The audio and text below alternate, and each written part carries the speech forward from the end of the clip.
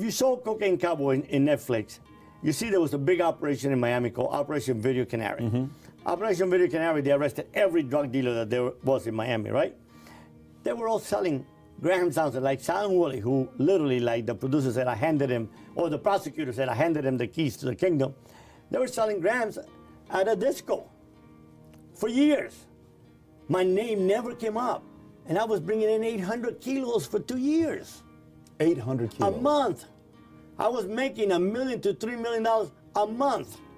We were doing anywhere between $50 and $80 million a month, almost $1 billion a year. In 1977, 78 money. It's a lot of money back then. What is life like at that time? Well, needless to say, you know, it's like the young athletes that signed the big contract, they've been broke all their lives. I was the same, no different, right? But I invested a lot. But I bought jets, mansions, Rolls Royces. I had every known car you can imagine. And I dated some of the most beautiful women in America. And I said, I wrote a blog that I said, I'm 22 years old. I make $1 million a month. I have mansions, jets, helicopters, $1 million car, and I want to die. And I want to die. And saying that's the message that I wanted to get across to a lot of people. And I think they did a really good job in Cocaine Cowboys, because the thing about it is, see, Patrick, I thought that once I reached my American dream, which is not what the American dream is. Mm-hmm. The American dream is the World War II generation that worked their butts off to have a job in a decent retirement, one house. They had marriage problems, but divorce was not an option. You know, they hated the war like all of us. Serving was an honor.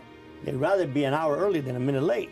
That's the American dream. Our American dream is just a false.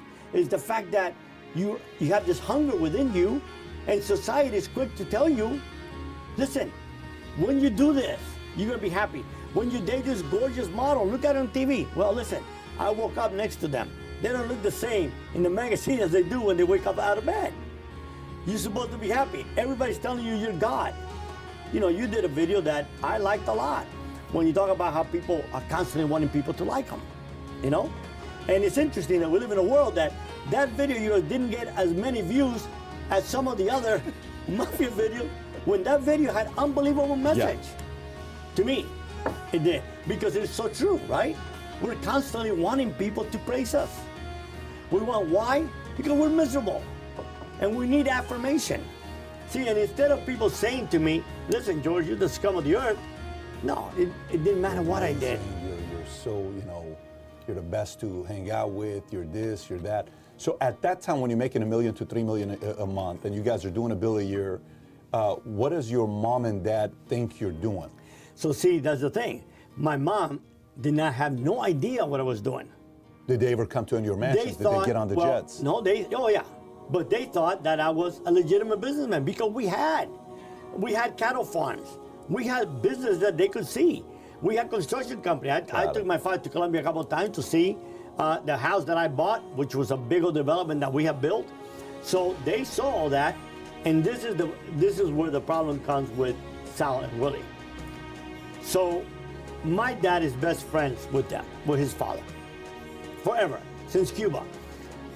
Every day after dinner, till they all died, they would visit each other's house for coffee. Mm-hmm. To me, they were like my parents, loved them to death.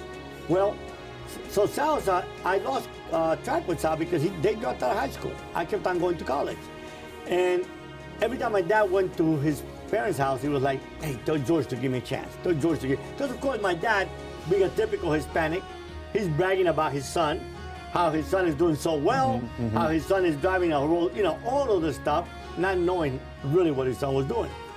So I was afraid they were going to tell my dad when I give him a meeting. You know, I was afraid that, hey, you know, let me talk to him, because sooner or later he's going to spill it. And then, you know, my parents, it would destroy my parents, which eventually it did. And it's the greatest regret of the many regrets that I have. You know, people tell me, it's like, don't you miss that life? Well, you have a jet? I don't.